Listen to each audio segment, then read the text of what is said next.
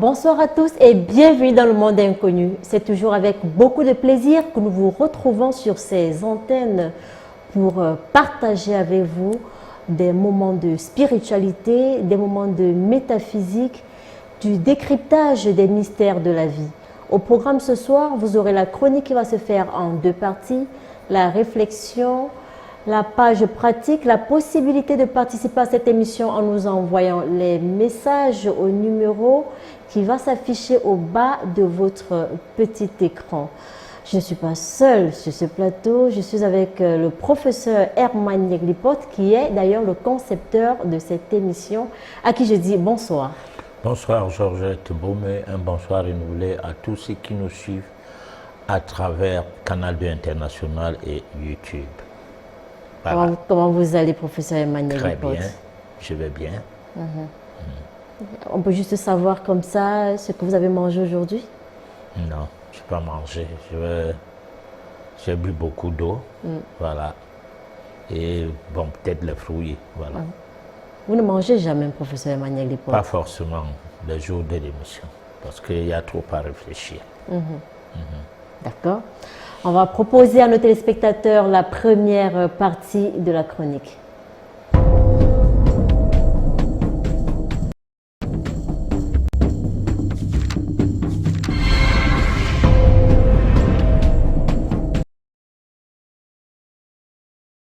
La délivrance occulte. Nous sommes sans ignorer qu'il y a plusieurs sortes de maladies. Or, autant elles sont si nombreuses, autant elles ont parfois de causes inconnues, quand bien même qu'elles soient classiques.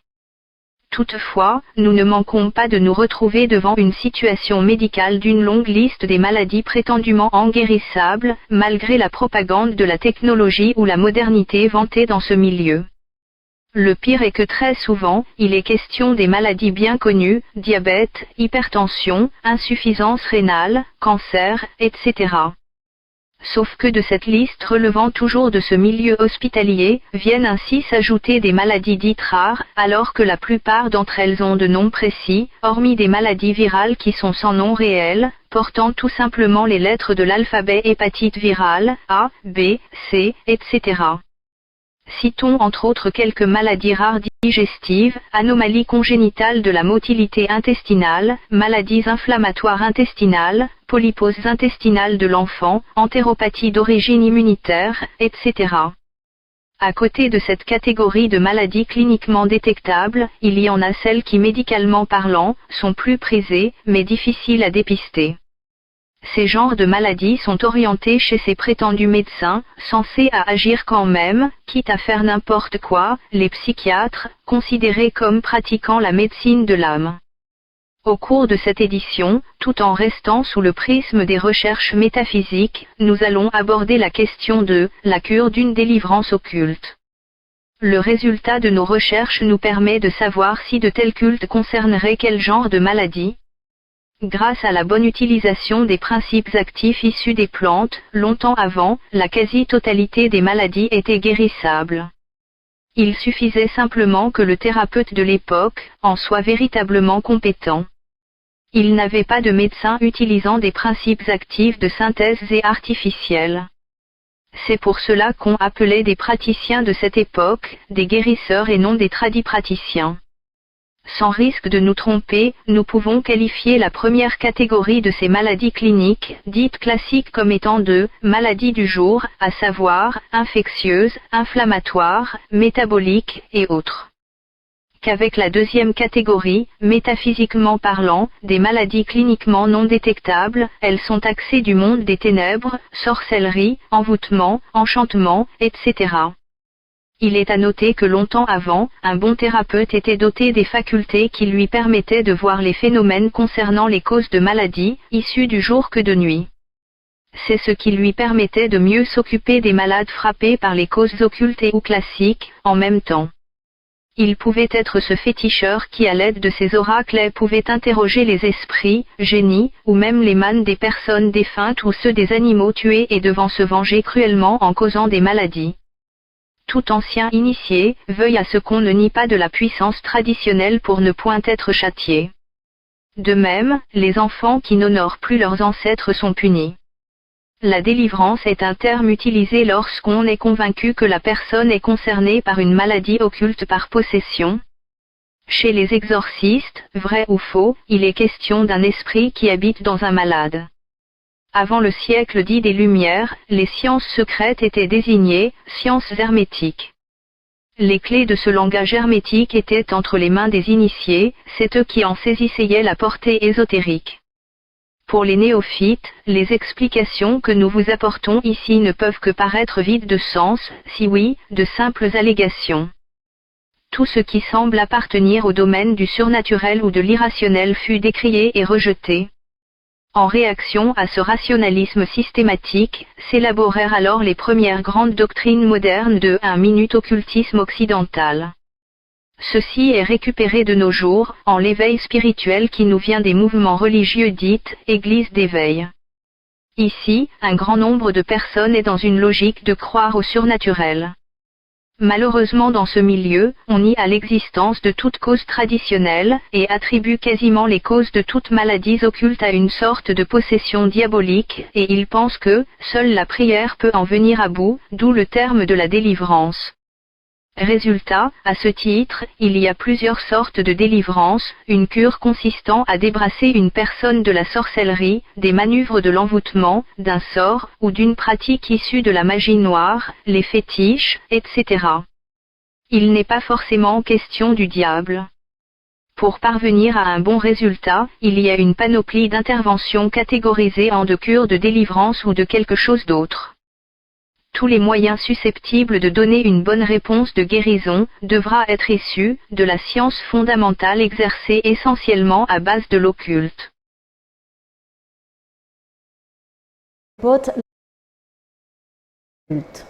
De quoi s'agit-il exactement? Bon, alors la délivrance occulte ressemblait un peu à une certaine forme de délivrance qui ne concerne pas que le phénomène de délivrance tel que collé dans la chose religieuse où on voit la présence d'un mauvais esprit qui habite un corps ou quelqu'un qui est malmené par le diable et tout, et qu'il faille délivrer. Le domaine de la délivrance est vaste.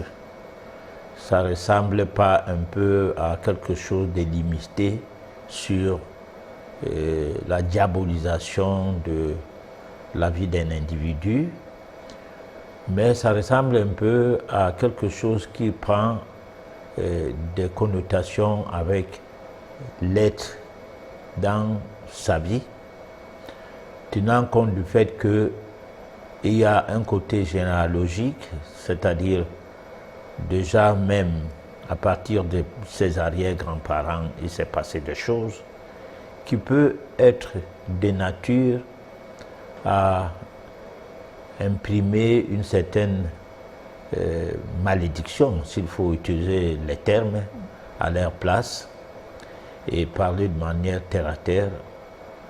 Et cette malédiction qui retourne contre soi, qu'on ne connaît pas l'origine, et qui, en quelque sorte, pour le chrétien, c'est l'une des lois des 10 commandements qui voudrait bien que les péchés de nos grands-parents aillent jusqu'à nous, ainsi jusqu'à la 4e génération. Alors tout cela peut ressembler un peu à ce que, du point de vue métaphysique, il est question de karma.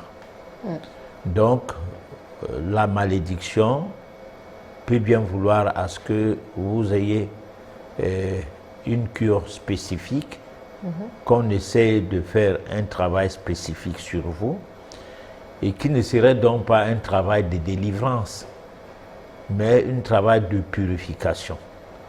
Donc, on peut donc dire que la délivrance, c'est un mot bateau qui explique un peu le phénomène ou le contexte de ce que serait la réponse à donner à un individu qui subit un certain nombre de difficultés qu'on peut y voir de l'occulte, des individus liés à une certaine santé, c'est-à-dire à certaines maladies où, médicalement parlant, on n'arrive pas à trouver de solution et on estime même que non seulement vous n'êtes pas malade, mais vous n'êtes pas en santé non plus, puisqu'on ne vous voit pas comme étant normal. Cependant, on peut même aller jusqu'à croire que vous avez des problèmes psychiatriques, c'est-à-dire que vous avez perdu le nord et que vous êtes déjà en face des troubles mentaux et qu'il faille qu'il y ait un médecin spécialisé dans ces domaines. Voilà à peu près comment je peux circonscrire l'environnement dans lequel se trouve le mot délivrance, parce que le mot délivrance est vraiment un mot qui ne veut rien dire quand voir la chose de manière globale. Donc, si je comprends bien, il y a possibilité de trouver la paix après une malédiction venant des générations, professeur Emmanuel Lipote. Oui et non, on ne peut pas trouver la paix parce qu'on ne sait même pas si on est concerné par quelque chose qui vient de son arbre généalogique. D'abord, certaines personnes n'ont pas vu leurs parents, ou d'aucuns ne connaissent pas leur père, du fait de la mère qui a eu des déboires avec ces messieurs, qui est parti juste après qu'il ait entendu parler de la grossesse, de votre grossesse. Il quitte les lieux ou bien il abandonne complètement la relation au point à ne plus entendre parler de lui. D'aucuns, à quelques mois de grossesse ou de la naissance, décèdent. L'enfant n'a pas connu son père. Et puis, le décès a entraîné que le projet de mariage n'a plus été fait. Alors tout cela, on n'est même pas en contact avec la famille du défunt, simplement parce que les choses n'étaient pas assez avancées. Et l'enfant va subir les difficultés de sa vie par le biais même des actes posés par son père, et que ce seraient même ces actes qui auraient tué son père. Alors, cet enfant,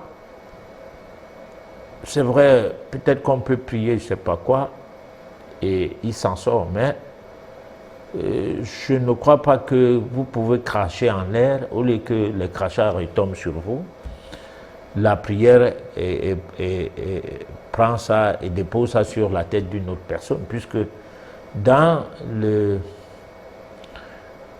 les mécanismes de notre vie, tous les actes que nous posons nous concernent. Il n'y a pas de demi-mesure, il n'y a pas question de tolérance. La tolérance est zéro. Oui. Vous ne pouvez pas vous permettre à poser des actes en disant, bon, comme certaines personnes qui font certaines religions, ou souvent quand on discute avec ces personnes-là, elle te dit qu'elle fait 5 prières par jour, ainsi pour laver ses péchés. Et que les péchés qu'il n'a pas pu laver pendant la semaine, le vendredi, il va les laver quelque part, dans la mosquée par exemple. Alors, ça veut dire que tu peux te permettre à faire du mal, à te comporter vis-à-vis des tiens, et prier comme pour dire que le fait de prier, ça atténue. Ça lave ses péchés, professeur. Oui, ça atténue les problèmes que tu causes aux autres. Oui. Ou bien ça efface complètement ces problèmes au point où ces personnes-là peuvent considérer que c'est normal qu'elles vous subissent. Alors, donc, c'est autant de choses qui fait dire que la délivrance a un sens à partir du moment où on comprend même qu'est-ce qui qu'est-ce qui nous arrive. Si nous savons que ce qui nous arrive, il y a lieu de regretter cela, nous sommes déjà délivrés.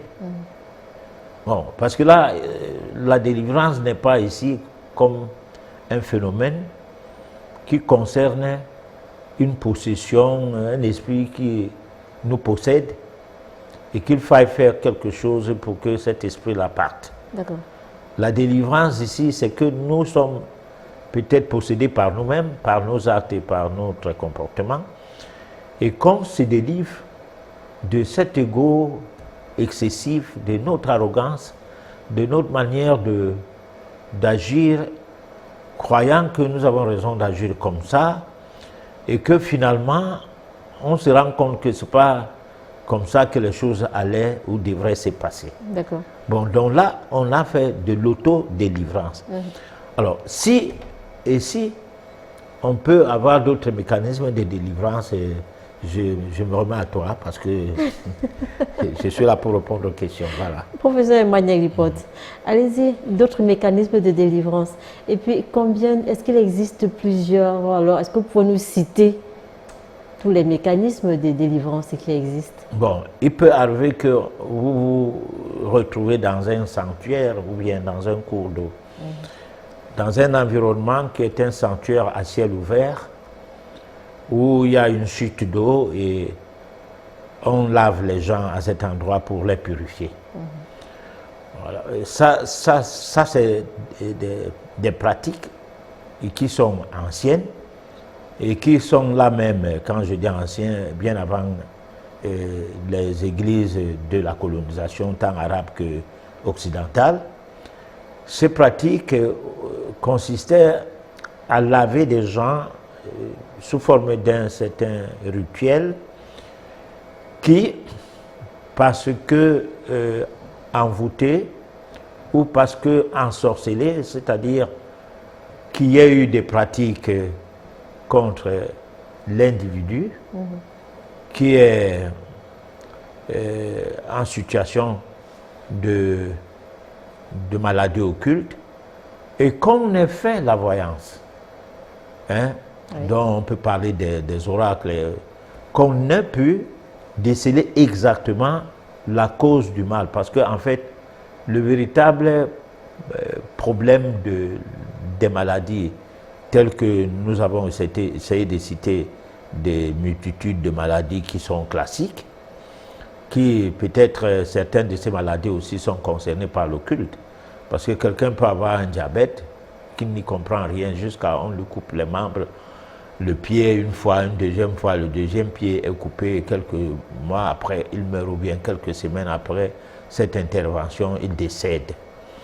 Alors peut-être que la chose classique qu'est la maladie bien connue par le classique dont la médecine officielle était mal perçue. On a bien cru avoir fait un bon diagnostic du fait de réaliser l'hyperglycémie et qu'on s'est mise dans la logique d'un diabète classique normal et que par ailleurs aucune idée n'a traversé l'esprit de qui que ce soit et surtout que quand le médecin donne un diagnostic à un malade, non seulement lui-même il entérine cette déclaration, mais c'est tout le contour, c'est tout l'encadrement qui est derrière ça. D'accord. Bon, alors donc, à partir de là, on est dans une situation où l'occulte n'a pas de sens de nos jours. Peut-être qu'avant, ne connaissant pas, n'ayant pas un certain équipement pour pouvoir faire certains diagnostics, beaucoup de maladies étaient tabous. Par exemple, on peut relever le cas de l'épilepsie. Beaucoup de cas d'épilepsie étaient des maladies occultes. C'est bien vrai qu'aujourd'hui, ça reste une des maladies parmi lesquelles il faut y voir l'occulte. Mais du tout, on ne voyait que l'occulte dans ça. Alors, c'est pourquoi la délivrance va dans le sens de lavage mystiques et des pratiques de tout genre, pas seulement de la prière, pas seulement dans le sens de la prière. Voilà. Professeur Emmanuel Lipote, vous nous dites ceci, lorsqu'on crache en l'air, on reçoit sur soi. Pourquoi les enfants devraient payer les fautes de leurs ancêtres, professeur Emmanuel Lipote? Moi, je ne crois pas que nous payons les fautes de nos ancêtres forcément, sauf si nous avons été complices de ces ancêtres-là. Et comment? Alors, je crois qu'il se passe un problème qui est fondamental. Oui. C'est le problème de ce qu'est le fait que nous ne vivons pas une fois et attendons le dernier jugement. Ça doit être évident de ce côté-là. Oui. Parce que le monde n'existe pas d'hier. C'est des milliards d'années, c'est des années et des années. Bon, maintenant, les origines de l'homme ne sont pas très connues. C'est quelque chose qui échappe les gens que nous sommes. Pourquoi? Parce que déjà, si on demande à quelqu'un de remonter sa généalogie à plus de 10 classes, s'il faut appeler ça ainsi, c'est-à-dire le père, son père, le père de son père, l'arrière-père de son père, ainsi de suite, jusqu'à. Très peu de gens seront à même de le faire. Oui. Donc, déjà, tu ne sais pas comment tu t'es retrouvé dans la vie, si ce n'est que, à la limite, tu connais ta mère.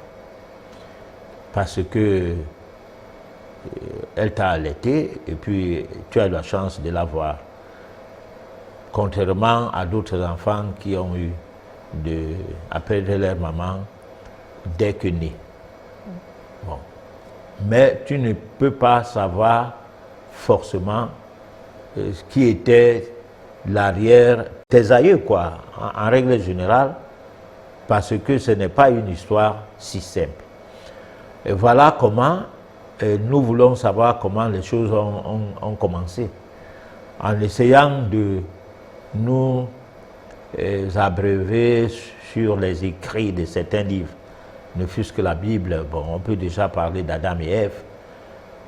Qu'est-ce que cela nous rapporte à croire en la créature ou en la création sur la base des allégories, c'est-à-dire d'un système d'enseignement qui permet quand même de donner un sens à la vie que nous vivons.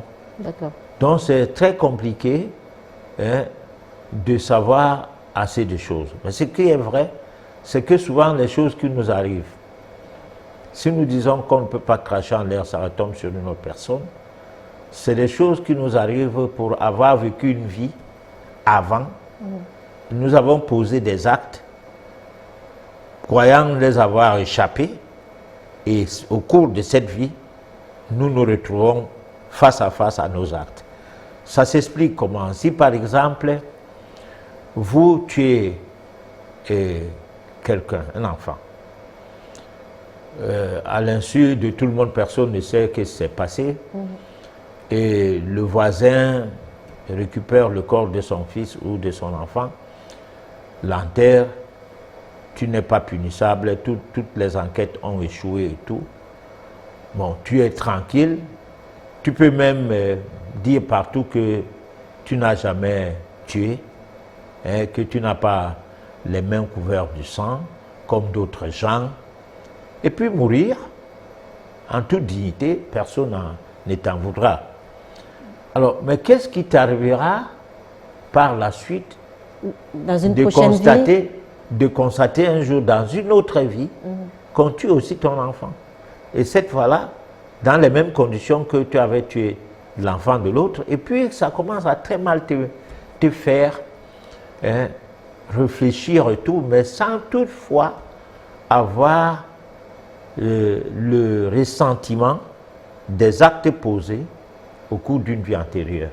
Nous sommes toujours en train de payer de nos fautes par moment ou très régulièrement et se présenter comme des innocents par rapport à nos fautes. Voilà. D'accord. Passons à la deuxième partie de la chronique. Le corps physique de l'homme peut être divisé en deux. Le corps grossier qui est formé des éléments des trois sous-plans inférieurs du plan physique, solide, liquide et gazeux, puis le double éthérique formé des éléments des quatre sous-plans supérieurs du même plan. Seul le corps grossier est reconnu et étudié par la science moderne. Le double éthérique est seulement observé par les clairvoyants. Il épouse les contours du corps grossier et sa couleur ordinaire. Toutes nos excuses pour la qualité, nous reviendrons tout à l'heure sur cet élément. Professeur Herman Yeglipot, alors à quel moment savoir qu'on doit faire la délivrance, qu'on est appelé à faire une délivrance ou alors qu'on doit faire la délivrance pour se guérir d'une maladie? Bon, mais je crois à tout moment, l'homme doit veiller sur sa santé. C'est-à-dire, il n'est pas question qu'il y ait quelque chose qui nous arrive sans que nous nous posions la question de savoir pourquoi cela nous arrive. D'une part. D'autre part, nous ne devons pas toujours attendre à ce que c'est d'autres agents, d'autres personnes qui agissent pour notre compte. C'est-à-dire, tu restes là, tu dis, bon, je suis malade, il faut que j'aille à l'hôpital. Oui. C'est bien beau. Mais est-ce qu'à l'hôpital, on est obligé de savoir ce qui vous a causé la maladie? Non. Puisque quand vous arrivez là-bas, le diagnostic qu'on pose souvent, c'est de savoir de quoi vous souffrez, c'est-à-dire où avez-vous mal. Oui. Voilà. Vous montrez que j'ai mal ici, là. Alors, on poserait peut-être une deuxième question, une troisième, quatrième question, mais c'est la finalité, c'est qu'on imagine déjà le médicament à donner. On n'est pas en train d'imaginer le conseil à donner. Pourquoi? Parce qu'une telle imagination n'est pas en rapport avec le diagnostic, est en rapport avec la cause du mal. Parce que le diagnostic n'est pas obligatoirement le fait de chercher la cause du mal. Le diagnostic, c'est de savoir de quoi, ce qu'est fait, ce qui se passe. C'est-à-dire, qu'est-ce qu'on a comme mal? Là, et voir qu'est-ce qu'on doit faire.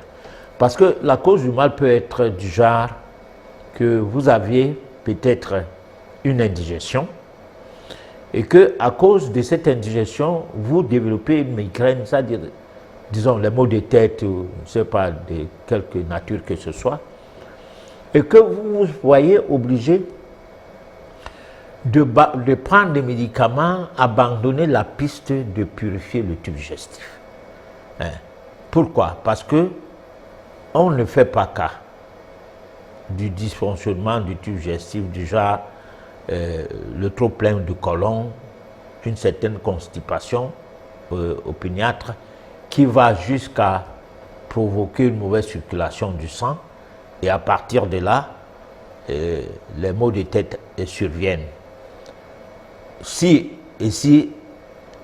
le rapprochement n'est pas fait et que cela soit vrai, que tout part de là, il est fort probable que on n'ait pas touché du doigt la cause du mal, mais on ait pu quand même calmer le mal.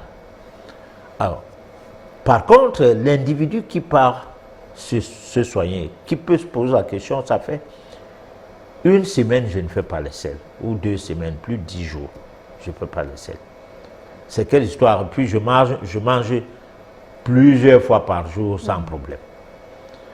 Alors, peut-être cette personne qui a posé, bon, disons pas son diagnostic, mais qui a essayé de chercher qu'est-ce qui lui arrive, peut aider son thérapeute en lui disant que je ne sais pas, essaie de voir cette histoire-là, parce que je ne sais pas pourquoi elle ne fait pas l'essai.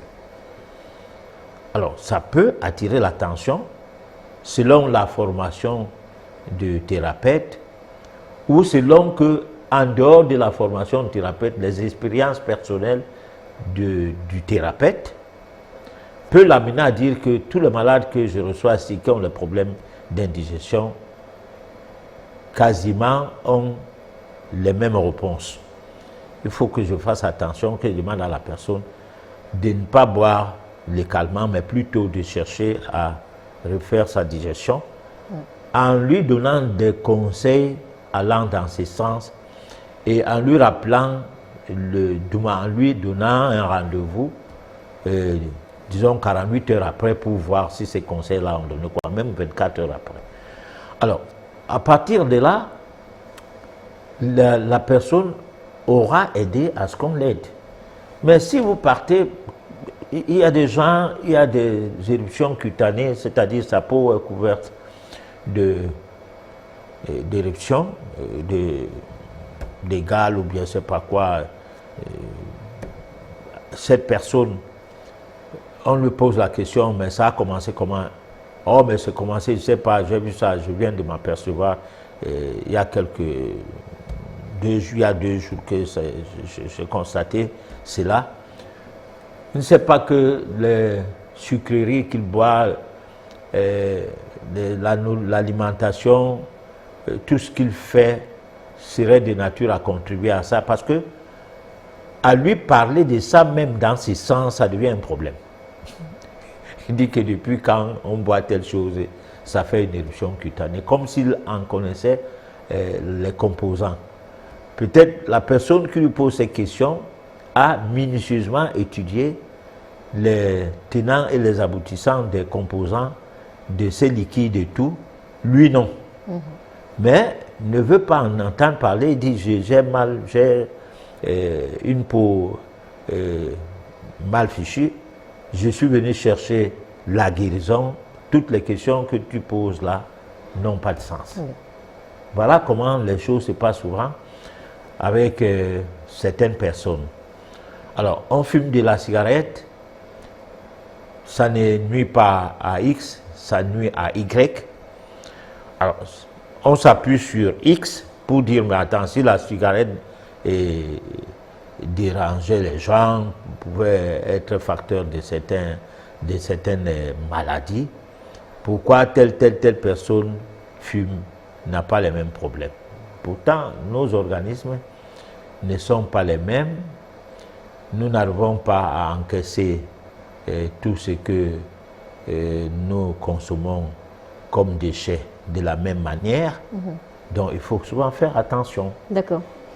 Professeur Herman Yaglipote, vous avez dit dans votre chronique que les enfants qui n'ont plus leurs parents, leurs ancêtres sont punis. Alors, à quel moment savoir que bon, ce qui m'arrive, c'est dû à la malédiction des ancêtres? Vous avez parlé tout à l'heure du diabète, professeur Herman Yaglipote. Des fois, on se retrouve en train d'amputer le pied. À quel moment on sait? On ne peut pas savoir. C'est ce que je viens de dire. On ne peut pas savoir des choses qu'on n'a même pas envie de savoir. D'accord, on ne peut pas savoir. Maintenant, le thérapeute ou le guérisseur peut le savoir. Le guérisseur, comme il n'en existe pas tellement aujourd'hui. Il en existe quand même, professeur Herman Yaglipote. Parce qu'aujourd'hui, tout le monde est en quête d'argent. Tout le monde fait les diagnostics.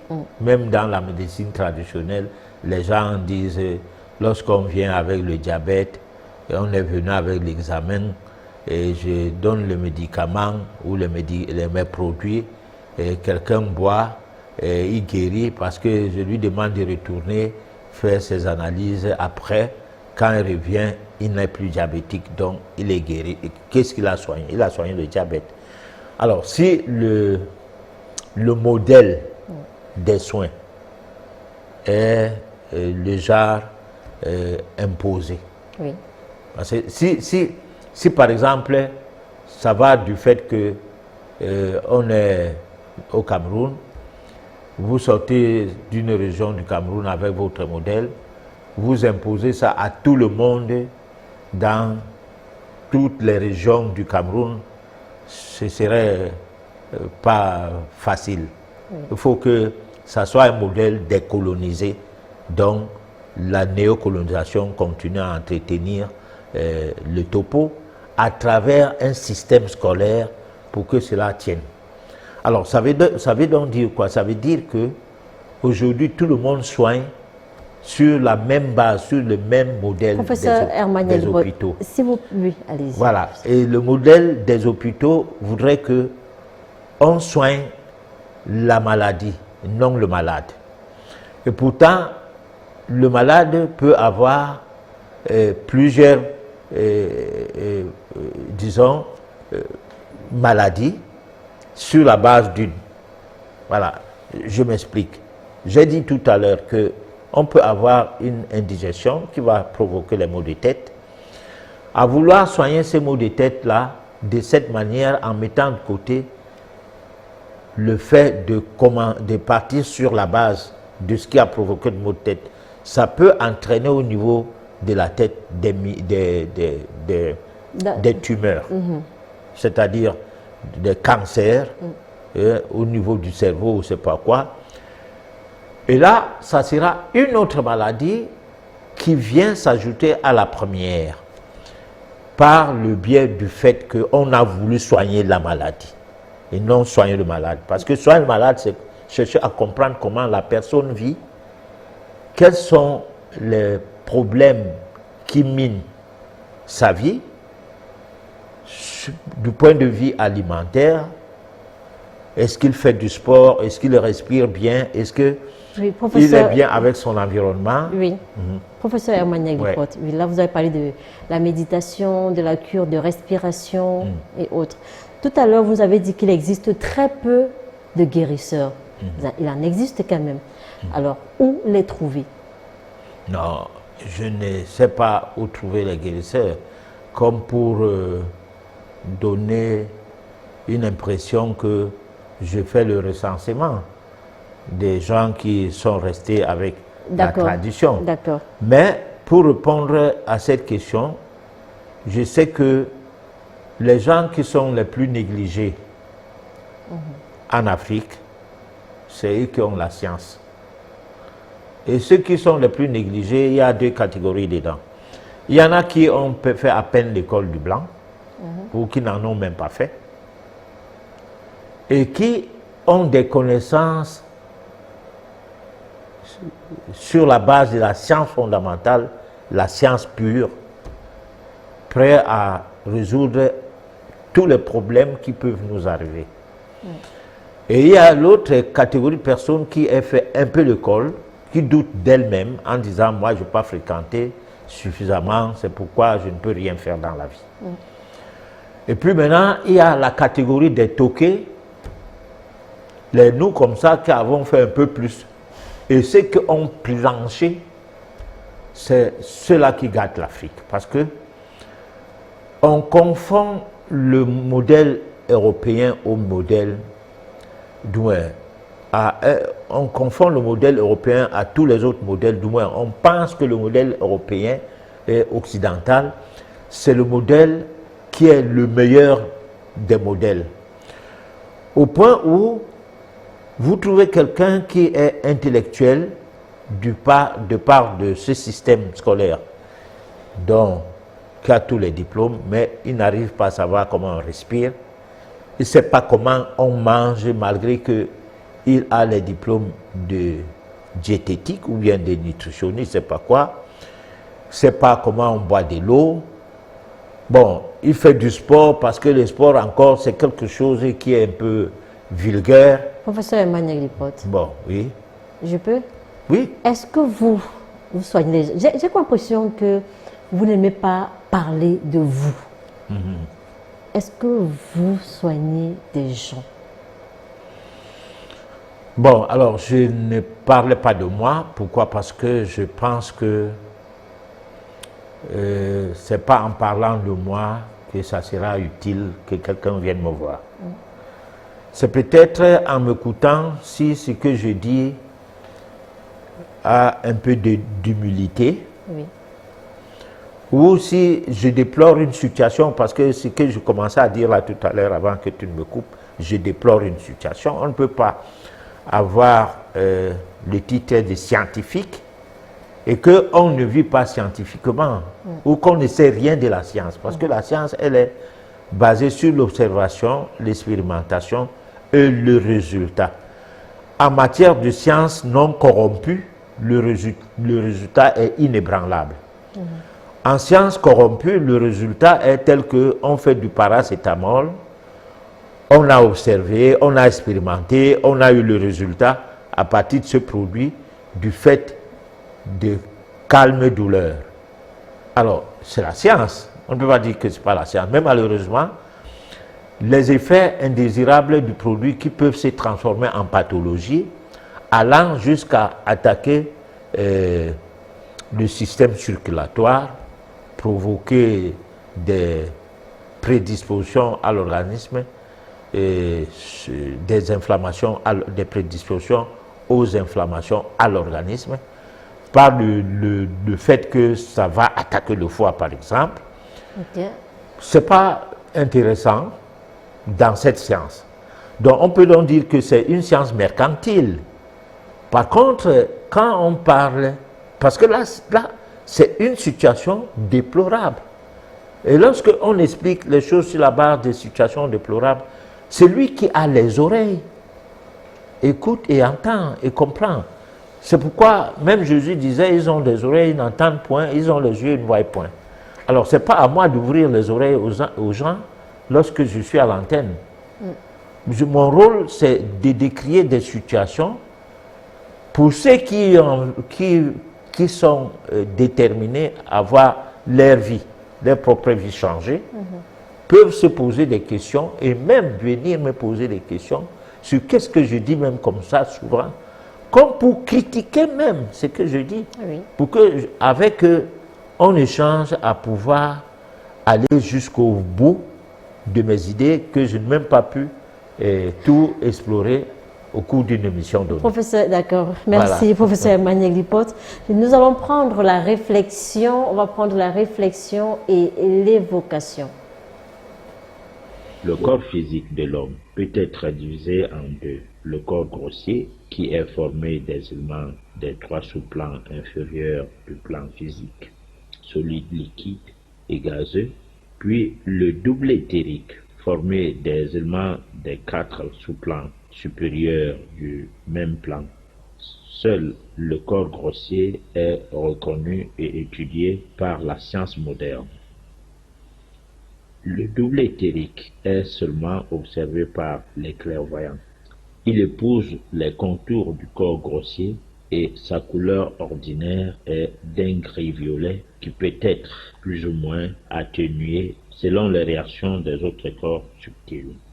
C'est le double éthérique qui donne la vitalité au corps physique et remplit le rôle spécial de l'intermédiaire d'agent transformateur grâce auquel l'énergie vitale peut être adoptée à l'usage des particules plus grossières. Le Soleil est pour notre système le grand réservoir des forces électriques, magnétiques et vitales. Il les déverse abondamment. Ce courant vivificateur sont assimilés par le double éthérique des minéraux, des végétaux et de l'homme et transmus par les diverses énergies vitales nécessaires à chaque être. Le double éthérique les absorbe, les spécialise et les distribue au corps grossier. Ce double éthérique est plus particulièrement étudié par le chuchisme et c'est lui qui fait tous les frais de ces expériences dont la plupart sont dangereuses sur la matérialisation et l'extériorisation de la sensibilité. Dans la plupart des séances spirites, le corps éthérique du médium endormi véhicule des laves du bas astral lesquels apportent des messages le plus souvent ridicules et trompeurs. La séparation du corps physique et de son double éthérique provoque la mort. Dans la vie terrestre, ces deux corps fonctionnent ensemble et il y a toujours des dangers à provoquer le dédoublement. Quand le double éthérique est en partie projeté hors du corps grossier, il ne peut s'agir que d'un fait anormal, comme dans certaines maladies au cours desquelles ce fait se produit naturellement ou dans l'anesthésie, il est provoqué par des moyens factices. Toutes les réactions sensorielles sont provoquées par le double éthérique et c'est la raison pour laquelle un individu dont le double éthérique s'est échappé reste insensible aux coups, brûlures, piqûres, etc. Mais si, par contre, on fait subir ces sévices au double, on voit le corps endormi se tordre douloureusement. Le corps éthérique reçoit les courants de force de l'astral par des centres tourbillonnaires que les clairvoyants peuvent observer à la surface du double. Ces centres de force sont nommés par les hindous chakras, Uru. On les nomme également lotus. Et l'activité de ce chakras et le développement des pétales du lotus sont le but des exercices du yoga. Le corps astral de l'homme est formé des matériaux subtils, empruntés à tous les sous-plans du second plan de la nature Kama. L'animal le possède également et il n'existe qu'en germe dans le rein végétal. Le corps astral est le centre des désirs et des passions. C'est pourquoi on l'appelle quelquefois âme animale. Tous les besoins de l'animal, a écrit Annie Besant, la faim, la soif, l'appétit sexuel sont de son domaine, comme les passions, l'amour dans son aspect inférieur, la haine, l'envie, la jalousie. Il est le désir de l'existence sensuelle, ce qui veut éprouver les joies matérielles, la luxure de la chair et celle des yeux, la chaleur de la vie. C'est le plus matériel des principes de notre nature, celui qui nous attache avec le plus de force à l'existence terrestre. Sans le corps astral, cet intermédiaire qui permet à la bête qui est en nous de vivre pleinement sa vie, l'homme n'éprouverait aucune sensation ni physique ni morale. Cette sensation est d'autant plus vive que le corps astral est plus développé. Chez un homme très évolué, la sensibilité est vive. Elle est atténuée chez le sauvage. Et si l'on descend l'échelle, elle diminue encore chez l'animal qui ne répond que dans une faible mesure à la conscience astrale. Chez le végétal, il n'y a plus qu'une trace très confuse de plaisir ou de douleur. Et lorsqu'on arrive au minéral qui ne répond pas à la conscience astrale, toute trace de sensation a disparu. Pendant le sommeil, le corps astral sort en dehors de l'organisme physique qu'il enveloppe et laisse ensemble le corps grossier et éthérique. Libéré, il flotte au-dessus de ces deux derniers, retenu par ce que certains occultistes nomment le fil d'argent. Et vivant ainsi d'une vie indépendante, il perçoit ce qui se passe sur son plan distinct et en imprime des souvenirs à la conscience dès le réveil. Professeur Herman Yaglipot, pendant le sommeil, le corps astral sort du corps. Est-ce que le sommeil, c'est une forme de mort? On peut dire comme ça. Hein. C'est une autre façon de mourir. Parce que c'est pendant le sommeil qu'on peut réaliser certains voyages qu'on peut-être qu'on ne peut peut-être pas réaliser cette affaire, c'est-à-dire faire à l'état normal. C'est-à-dire que comme nous sommes assis là, et qu'on fasse un voyage astral, ce ne serait pas évident, mais on peut bien le faire pendant qu'on dort. On peut le faire inconsciemment on peut se retrouver dans une ville, très loin de son continent, et au point à tout remarquer, et même à décrire la ville dans les plus bonnes manières, à dépasser les gens qui y habitent, c'est-à-dire décrire la ville dans tous ses détails. Cela peut être possible pendant qu'on dort, mais cela n'est pas facile de faire, de se téléporter hors de soi, tout en étant à l'état de vif, et d'où le corps astral est un peu condamné à rester tranquille pendant qu'on est à l'état de vif. Voilà. Professeur Emmanuel Lipote, ce n'est pas toujours facile lorsqu'on a à côté son voisin de lit. Parce qu'à tout moment, on peut voilà, le bouger. Et en ce moment, est-ce que le corps astral peut être affecté? Non. Lorsque vous dormez, que vous dormez profondément, il peut arriver que vous sortez de votre corps, vous n'êtes pas là, le voisin du lit peut même peiner à vous réveiller, au point où il se demande, mais si, qu'est-ce qui vous arrive? Qu'est-ce qui se passe, oui. On essaie de te réveiller, tu ne te réveilles pas. Ça n'a rien à voir avec peut-être le simple fait d'avoir un sommeil profond. Ça peut aller au-delà de ça. Ça peut même être un problème tel que on peut même verser de l'eau au lit. Vous ne vous réveillez pas. On peut vous verser de l'eau, à supposer que peut-être la pluie et un coin de la toiture laisse pénétrer l'eau au plafond. Et que tout juste au niveau du lit, un trou s'est présenté et que l'eau descend de ce trou-là, tout droit au lit, et vous constatez que vous quittez le lit, votre voisin du lit ne quitte pas. Alors, on peut bien dire que lui, il n'est plus là. Voilà. J'aimerais que vous nous parliez un peu du chakras. C'est quoi exactement? Bon, alors, on va faire une émission entière pour les chakras parce que les chakras, au-delà des 7 chakras, il y a plein de chakras dans le corps. C'est une étude s'ancrie, beaucoup plus prisée dans les formations initiatiques et surtout asiatiques. Alors, ça veut dire qu'il y a 2 circulations de l'énergie. Il y a l'énergie qui circule à partir du vaisseau sanguin, on peut dire que ce n'est donc plus l'énergie, mais c'est la circulation du sang.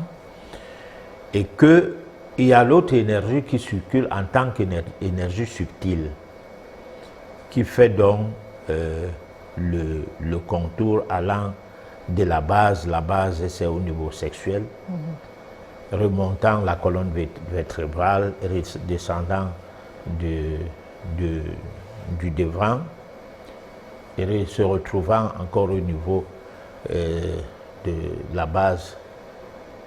Et c'est ça, c'est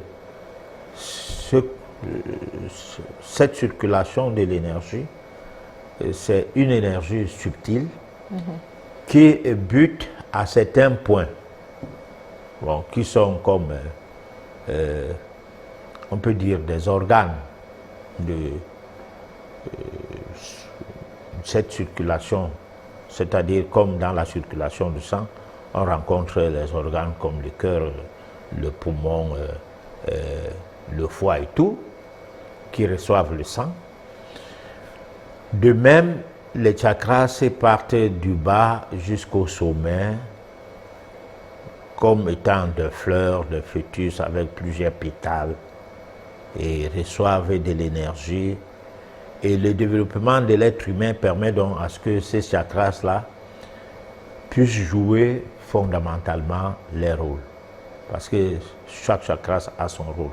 C'est pourquoi j'ai dit qu'il va falloir que nous essayons de travailler sur ça, particulièrement, avec tout ce que ça entraîne comme développement spirituel et qui sont contact avec l'aura, c'est-à-dire le corps éthérique. Tout cela entraîne à ce qu'on comprenne exactement le pourquoi le côté subtil de notre organisme, c'est-à-dire le côté non palpable de notre organisme, a plus de valeur que le côté palpable. D'accord. Voilà, c'est-à-dire le côté physique. Voilà. Professeur Herman Yaglipot, et comment savoir si un chakras est déséquilibré? On le sait par exemple, les chakras de la zone du cœur, qu'on peut bien appeler le plexus solaire et tout. Quand c'est déséquilibré, vous pouvez développer des maladies comme le diabète. Bon, donc il y a d'abord au niveau des déséquilibres du chakras des réactions physiques, c'est-à-dire des réactions qui touchent directement le corps physique et qui sont des réactions à déterminer le dysfonctionnement de l'énergie de ce côté-là. Alors ces réactions peuvent donc aider à bien comprendre pourquoi telle chose marche. Par exemple, les chakras pinéal, non, pituitaire. Bon, pour développer le troisième œil, il faut les développer, les deux chakras en question, pituitaire et pinéal et pituitaire. Alors donc, quand vous développez ça, votre troisième œil est développé, mais vous ne pouvez pas développer le troisième œil sans passer par le développement étape par étape de chaque chakras. Voilà. Ok, et comment harmoniser tous ces chakras? Justement, c'est quand on a eu à faire un travail on peut dire basique, de fond, qui permet à ce qu'on ne brûle pas les étapes, parce qu'il y a des gens, ils peuvent dire, bon, moi, j'ai besoin de développer mon troisième œil. Tant que les autres éléments, dont les autres chakras n'ont pas été développés au point à céder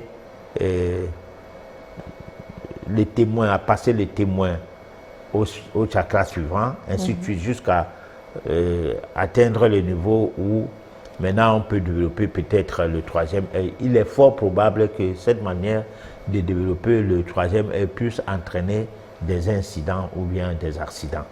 Bon, parce qu'il y a une chose, les gens qui aiment les raccourcis, souvent l'occulte ne tue pas en tant que l'occulte. Ce qui tue, c'est la manière d'utiliser l'occulte. Si vous utilisez l'occulte pour pouvoir mener des actions à sensation, il peut arriver que vous ne subissez pas la marge qui est coiffée par les difficultés, hein, la persévérance aussi et tout. Vous vous retrouvez peut-être avec un livre qui explique comment développer le troisième œil. Et donc l'auteur qui écrivait ce livre ne l'avait pas écrit pour les gens qui sont des débutants. C'est comme vous pouvez venir en classe, je ne sais pas moi, des terminales D, vous prenez, je ne sais pas, un livret, ou bien vous partez à l'université, vous voyez un livret de chimie, vous commencez à faire des mélanges par rapport aux formules qui y sont portées, sans commune mesure. Vous ne savez même pas qu'est-ce que vous faites comme ça, mais vous êtes convaincu que vous êtes en train de réaliser des choses extraordinaires, puisque vous voulez faire croire aux gens que vous êtes quelqu'un d'extraordinaire vous-même. Bon, donc tout cela, c'est pourquoi l'initiation. Parce que l'initiation commence par le B.A.B.A. de l'occulte, afin d'arriver à un niveau culminant de la formation. Voilà. Mais moi, je voudrais comprendre une chose, professeur Herman Yaglipot. Il y a des enfants qui naissent avec leur troisième œil développé. Et d'autres pas, d'autres grandissent jusqu'à mourir sans jamais avoir la possibilité ou alors la chance de rencontrer un maître qui puisse développer cela. Pourquoi? Oui, mais attends, mais c'est ça le karma. Vous ne pouvez pas avoir été au cours des vies antérieures, appris plusieurs langues, avoir eu beaucoup d'expériences linguistiques et arriver au cours de cette vie, être étonné pourquoi vous parlez facilement plusieurs langues. Parce qu'il y a des gens qui parlent même sa langue maternelle, c'est tout un problème. Alors, ce n'est pas parce que à la maison ça ne se parle pas. Il ne parlait pas bien la langue maternelle, il ne parlait pas bien la langue d'emprunt, c'est-à-dire la langue du système scolaire, quoi, Oui, qui l'intéresse. d'accord, Il ne sait rien parler. d'accord. Donc il a les difficultés de parler une langue. Vous trouverez une autre personne qui, s'il restait avec vous il restait dans un environnement où on parlait une langue, Oui. pendant un mois, il se met à parler cette langue. Bon, il y a des gens comme ça qui parlent 24 langues. Moi, j'ai connu un Suisse, un médecin. On était ensemble tout le temps. On habitait ensemble. Ce monsieur, on habitait ensemble pendant un temps, quoi. Ce monsieur parlait 6 langues, hein, en dehors de la langue maternelle. Bon, donc, il parlait couramment des langues, il les écrivait en plus. D'accord. Tu ne peux pas expliquer comment. C'est comme ça. Ok. Tout à l'heure, vous avez suivi la deuxième partie de la chronique. À présent, nous vous proposons la réflexion et l'évocation.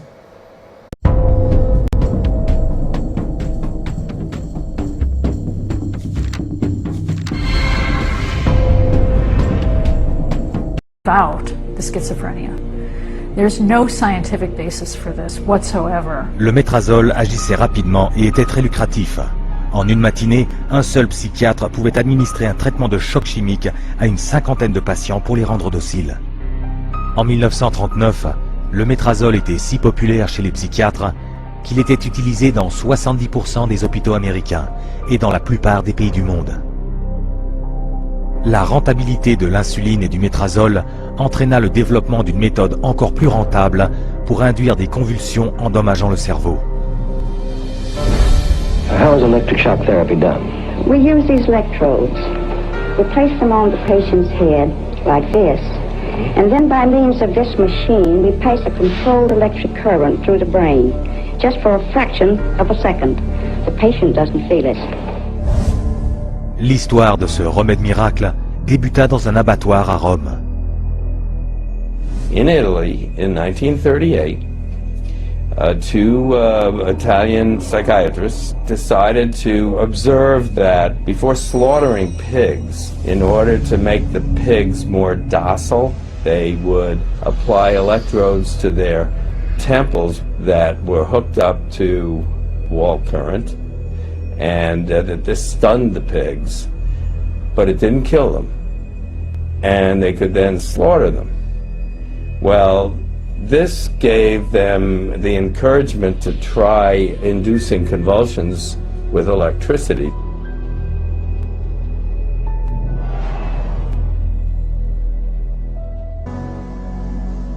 Ayant fait accepter les lésions au cerveau en guise de traitement, les psychiatres visèrent d'autres moyens de s'attaquer au cerveau. La solution leur a été offerte en 1848, lorsqu'une explosion a projeté une barre de fer à travers la tête de Phineas Gage, un cheminot du Vermont.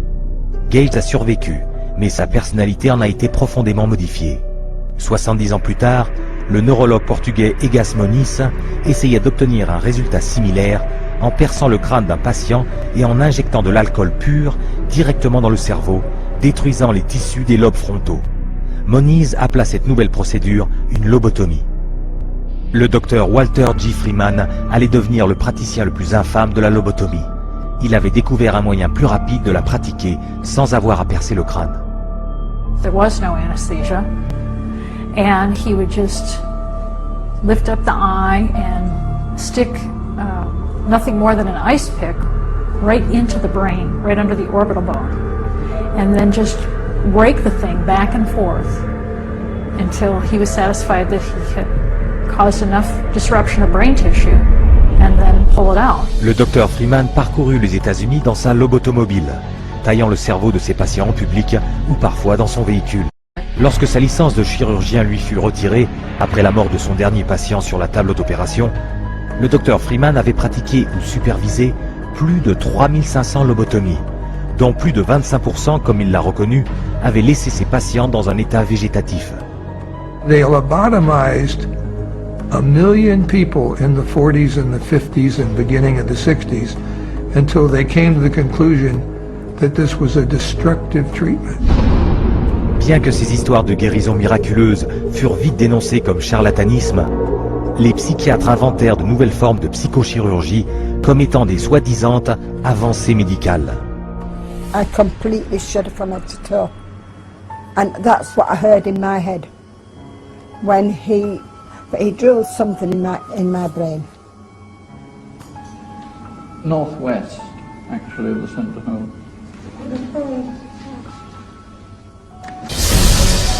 Les psychiatres vendent toujours les bienfaits de la lobotomie, leur rapportant 31 millions de dollars par an.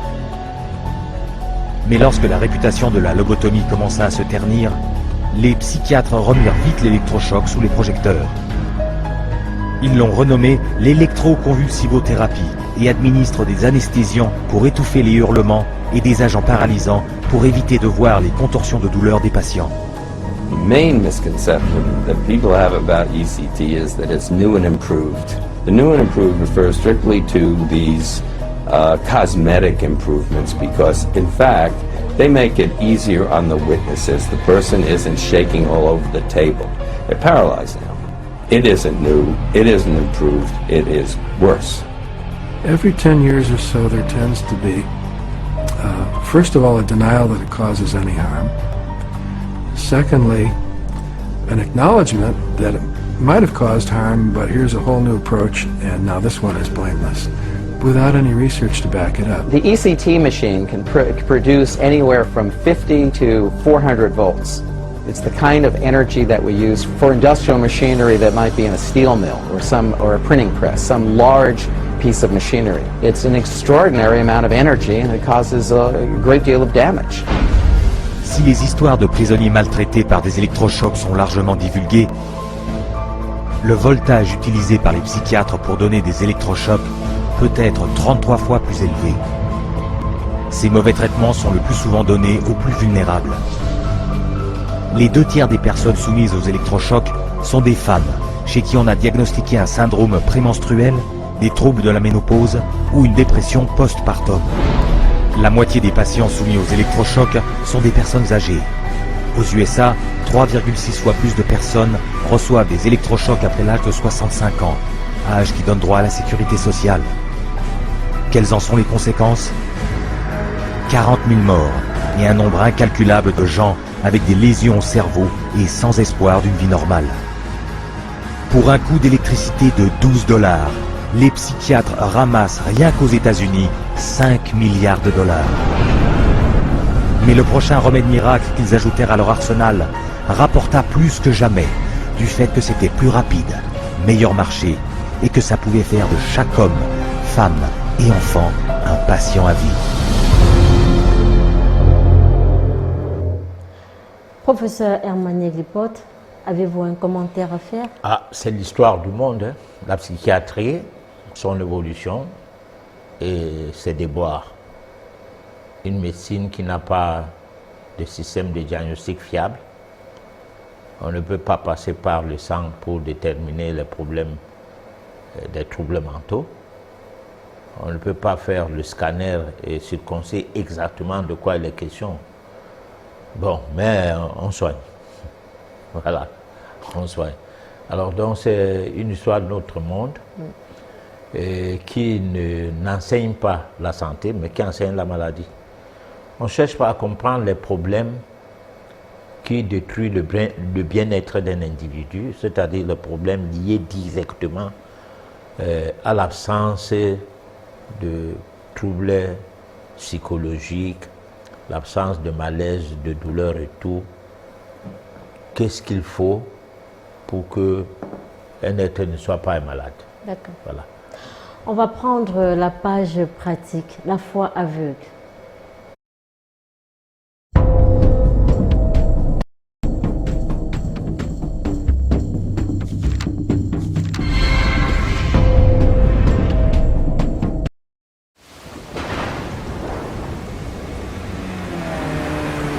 Allez, sautez dans le bateau, monsieur le curé, là. L'eau n'a pas fini de monter. Ça ne sera pas nécessaire, mon brave. Allez secourir les pauvres gens plus loin. Le Seigneur veille sur moi. Il n'y a rien de fâcheux qui peut m'arriver. Vous êtes sûr? Absolument. Allez, et que Dieu vous bénisse.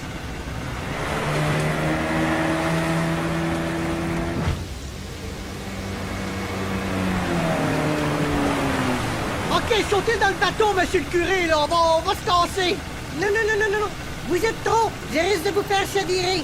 Amenez ces gens en sécurité et ne vous inquiétez pas pour moi. J'ai pleine confiance dans le Tout-Puissant. Il me protégera comme il vous protège. Vous êtes sûr? Absolument. Allez, et que Dieu vous bénisse.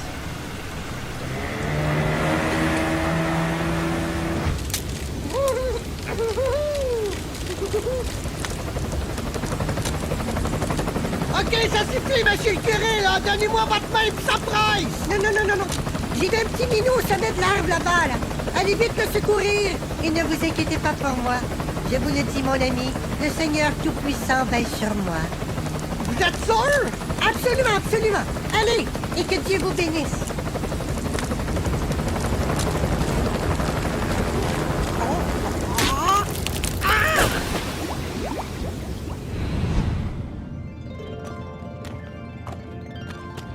Mon Seigneur! Mais comment est-ce possible? Comment avez-vous pu m'abandonner?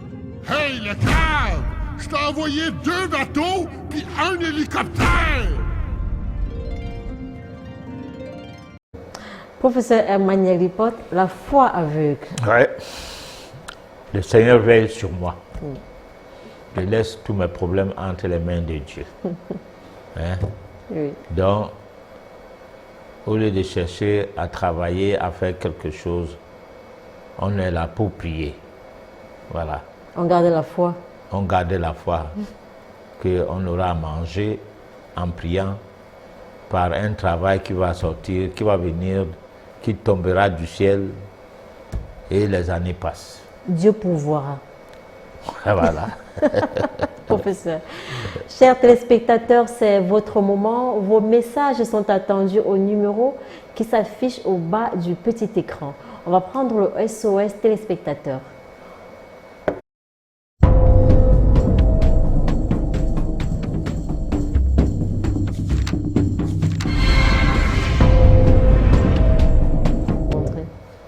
Alors, patriarche, comment faire pour vous rencontrer?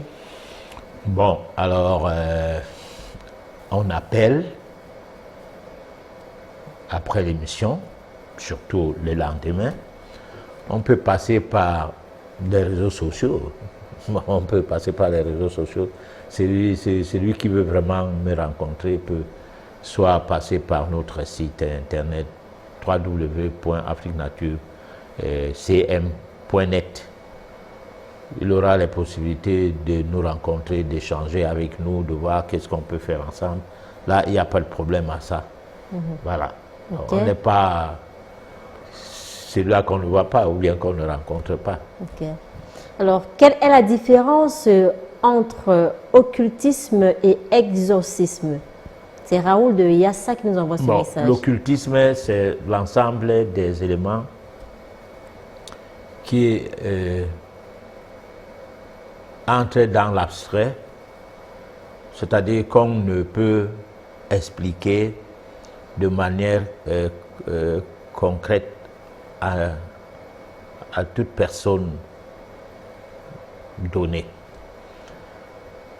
L'exorcisme, c'est une pratique qu'on utilise pour la délivrance, qu'on utilise pour guérir des personnes qui sont considéré comme ayant un mal, une maladie de possession. Donc, on va chasser l'esprit ou le démon ou le diable en la personne. Voilà. C'est un peu différent du magnétisme qui est lui, en fait, les cures de magnétisme sont des cures qui permettent à ce que le fluide magnétique puisse redonner, réorganiser le fonctionnement de l'organe, des cellules, pour que cesse le dysfonctionnement. Par contre, l'exorcisme est beaucoup plus basé sur le côté occulte. Voilà. Ok. Professeur, il y a mon père qui est physiquement malade, mais l'hôpital ne voit rien comme maladie. Que faire? Alors, si l'hôpital ne voit rien comme maladie, il faut essayer de voir si, à partir de la voyance, on ne peut pas déceler les causes de son mal. À partir de cette voyance, on peut donc maintenant voir qu'est-ce qu'il y a à faire, qu'est-ce qu'il y a lieu de faire. Ok. Belle émission. Alors, je peux savoir si une personne qui couche avec sa sœur et il regrette son acte plus tard peut être délivrée.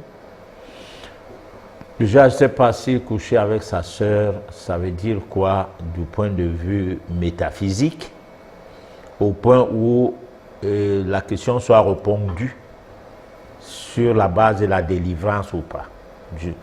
Parce que là, moi, nous ne sommes pas en religion, c'est dans le cadre des émissions religieuses qu'on peut essayer de voir ce genre de qu'est-ce que ça laisse. Parce qu'il peut s'avérer que dans certaines régions du monde, les gens fassent des enfants avec leurs sœurs. Qu'est-ce qu'on en sait? Rien du tout. S'il faut même tenir compte de la Bible, Adam et Ève ont fait les enfants. Et comment ces enfants ont pu se multiplier? On ne sait pas, j'entends seulement qu'à les multiplier, vous remplissez la terre. D'accord. Donc, Professeur Emmanuel Lipold, lorsqu'on regrette un acte, est-ce qu'on peut en être délivré? Voilà, la question est bien posée. Parce que lorsqu'on me pose une question sur un acte posé sur des choses que je ne comprends pas, je ne sais pas comment répondre. Si vous crachez en l'air, vous allez payer. Les crachats vont retomber sur vous. La seule chose, c'est que vous êtes capable en ce temps-là de ne plus reposer le même acte. C'est là où vous êtes délivré. Parce que le véritable problème qui existe chez l'homme, avec grand H, c'est qu'il pose des actes qu'il ne peut pas regretter parce qu'il trouve que c'est normal de les poser. Voilà. D'accord. Patriarche, merci beaucoup pour cette émission. Je voudrais savoir comment aider ma petite sœur qui a déjà raté 5 fois son baccalauréat. Alors, pour l'aider, il faut d'abord voir si le bac qu'il fait est absolument... Parce qu'il y a des réponses qui fâchent, mais est absolument nécessaire pour elle. Parce qu'il peut être question qu'il y a d'autres choses qui lui sont nécessaires. Elle s'est campée sur le fait d'avoir ses bacs et que tous ces signaux que ce n'est pas ça forcément qu'il lui faut. Mais elle ne fait que forcer. On a vu des gens faire le baccalauréat pendant 8 ans, 10 ans, entrer à l'université, là on n'échouait à aucun examen, tout est bien passé, mais qui n'ont pas pu travailler avec leur diplôme pendant longtemps. Voilà. D'accord. Bon, on ne sait pas trop s'ils ne prenaient pas ce chemin-là, qu'allait devenir leur vie.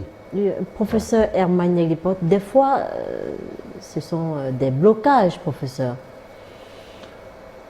Mais justement, c'est pourquoi je dis il faut d'abord chercher à savoir pourquoi on échoue au bac. Est-ce que le fait de vouloir savoir cela amène même à voir la chose de près, si c'est un problème occulte, si c'est la sorcellerie, c'est l'envoûtement et tout. Si ce n'est pas ton chemin. D'accord. Voilà. Il ne faut rien forcer. Oui, il ne faut rien forcer. Ok. Et professeur, s'il vous plaît, une personne envoûtée peut-elle être désenvoûtée? Oui. Une personne envoûtée peut être désenvoûtée. Mais les cures de désenvoûtement sont telles que si vous êtes rédévable à la nature, ça atténue. Après la cure de désenvoûtement, il faut changer de mode de vie pour bénéficier, pour profiter du travail de la cure ou le travail qui a été fait pendant la cure.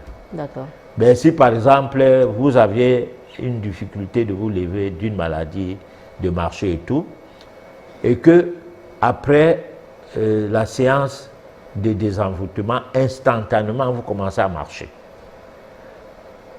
Au lendemain de la séance, il y a eu des cas comme ça, moi j'en ai vécu, et que vous retombez dans les travers, c'est-à-dire dans les mêmes modes de vie qui ont favorisé l'envoûtement. Alors cette fois-là, lorsque vous rechutez, il est difficile que la même cure puisse pouvoir faire quelque chose de positif pour vous. Voilà. Okay. La franc-maçonnerie est-il un pacte avec le diable? Est-il une bonne voie? Alors, vous connaissez la franc-maçonnerie, moi je ne la connais pas. Et vous me posez la question pour que je réponde comme quelqu'un qui a fabriqué la franc-maçonnerie et sait si c'est bon ou c'est mauvais. Parce qu'il y a des questions qui font rire.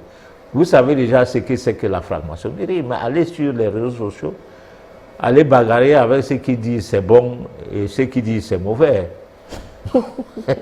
Et comme ça, vous allez pouvoir avoir la jugeote à force de faire ce genre de gymnastique intellectuelle à l'égard de tout ce que vous lisez, de tout ce qu'on vous fait croire, tout ce qu'on vous dit, tout. Au bout d'un moment, vous collectez tout cela, vous mettez ça sur la table, vous commencez à trier que ça, est-ce que c'est vraiment ça, est-ce que c'est pas ça, est-ce que c'est ça qu'il faut retenir, ainsi de suite. On peut mettre sur la balance, professeur? Oui, vous mettez ça sur la balance, par vous-même. N'attendez pas que c'est quelqu'un qui vous dise que c'est bon ou mauvais. Parce que si moi je fais la franc-maçonnerie, vous me posez cette question, je vais vous dire que c'est mauvais. Ou bien si je déteste la franc-maçonnerie pour rien, oui, je vais répondre comment à cette question. Donc, cherchez à connaître certaines choses par vous-même. D'ailleurs, même jusqu'à ce que je dis ce que je dis sur ce plateau, c'est à comprendre que je dis cela pour le veille spirituel. Donc, c'est une certaine forme de curiosité, hein, que j'essaie de provoquer en vous pour que cela vous anime à vous révolter vis-à-vis des situations de la vie. Parce que moi, je me suis révolté avant de faire un pas. Voilà. Je n'ai pas fait un pas en m'accrochant sur de ce qu'on m'a dit, ce que j'ai appris, soit de mes parents, soit de l'école et tout. Tout ce qu'on apprend est bon, hein.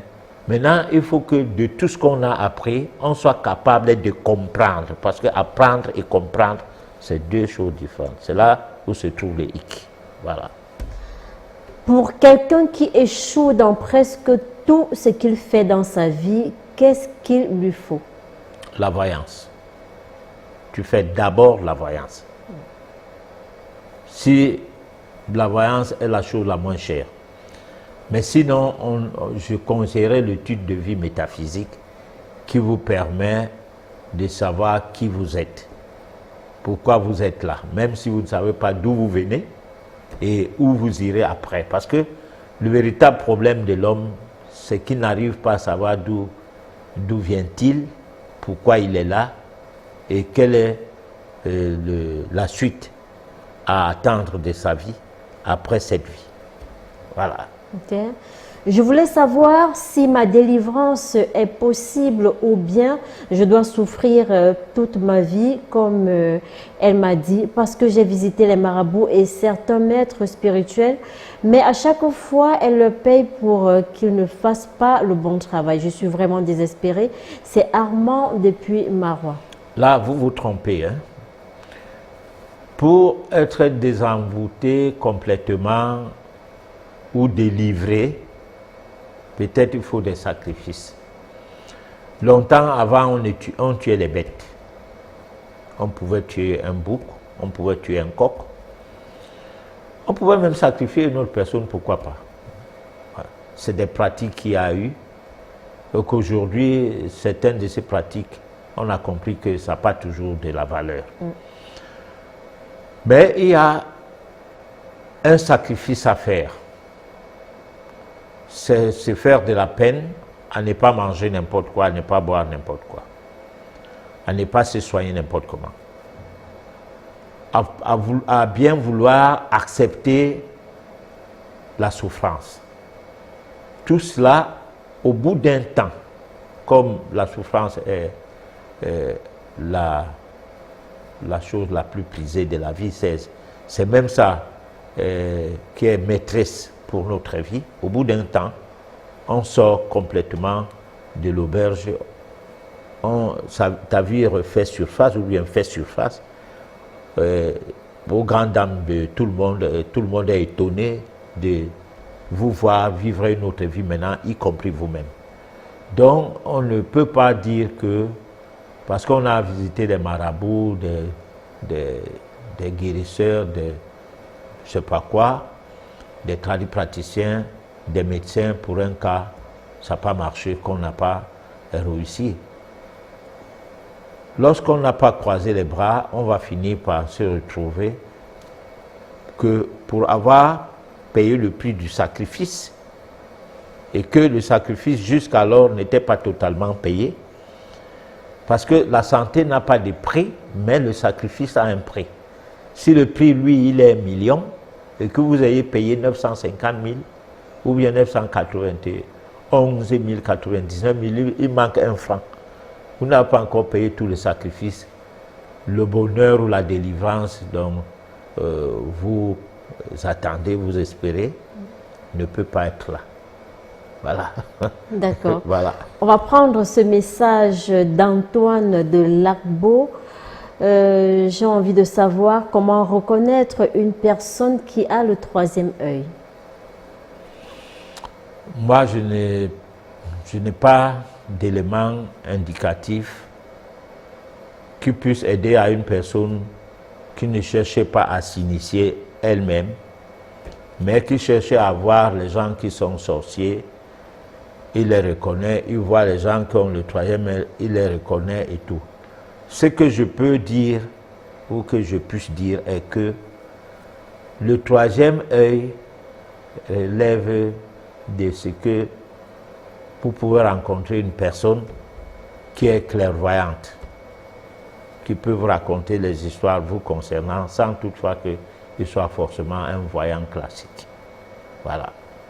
Professeur Emmanuel Lipote, quel mal y a-t-il à reconnaître une personne qui a son 3e œil développé?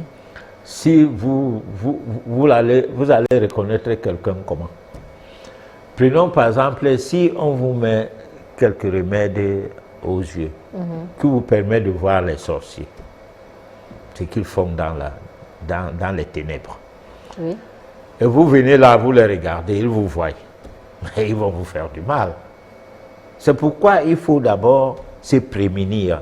Il faut parvenir à développer en vous quelques effets initiatiques qui permettent à ce que vous ne puissiez être attaqué par ce genre de personnes, cette classe de personnes. D'accord. Bon. Donc il n'est pas normal que vous vous mettez dans la logique de voir les choses qui ne vous concernent pas. Si vous voulez faire la sorcellerie, devenez sorcier. Si vous voulez avoir un 3e œil développé, il faut connaître les gens qui ont le 3e œil.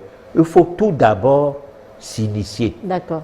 Voilà. Et à partir de là, vous serez à même de de voir tout ce que vous voulez voir. D'accord. Professeur Herman Yaglipote, ça sera votre mot de la fin? Bien entendu que oui. Voilà. Alors, qu'est-ce que vous avez prévu pour nous la semaine prochaine? Non, c'est pas évident. Je ne peux pas dire. Une surprise. On aura ça. On va découvrir ça la semaine prochaine. Voilà. Merci, professeur Herman Yaglipote. Merci aux techniciens. Merci à vous à la maison de nous avoir suivis du début jusqu'à la fin. On espère que vous avez reçu beaucoup du professeur Herman Yaglipote ce soir. Donnons-nous rendez-vous le mardi prochain à partir de 23 h. D'ici là, portez-vous bien.